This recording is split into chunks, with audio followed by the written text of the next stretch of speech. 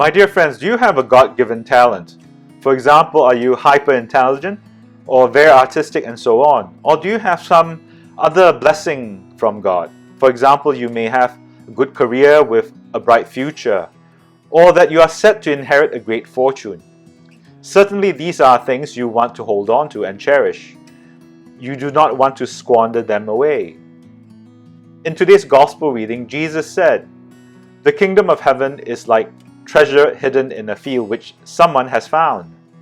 He hides it again, goes off happy, sells everything he owns and buys the field." Again, the kingdom of heaven is like a merchant looking for fine pearls. When he finds one of great value, he goes and sells everything he owns and buys it. So my dear friends, what is the gift and blessing that you have received from God that you treasure the most? Just like the person in the parable who found the hidden treasure, that he was willing to sell everything in order to keep it. Or be like that merchant who found the pearl he was searching for and decided to give up everything else to possess it. So what is that one treasure in life that you are willing to go all in, give up everything else to possess and treasure? In today's first reading, God asked King Solomon to name a gift that he wanted. And instead of asking for the usual riches and power, Solomon requested wisdom. The wisdom to discern what is good and evil, and the ability to rule wisely. And I'm sure Solomon cherished and treasured these divine blessings. These are God-given talents. He managed to put these talents to good use.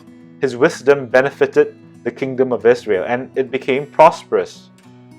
However, while Solomon continued to treasure his gifts, he soon forgot who the giver of those gifts were.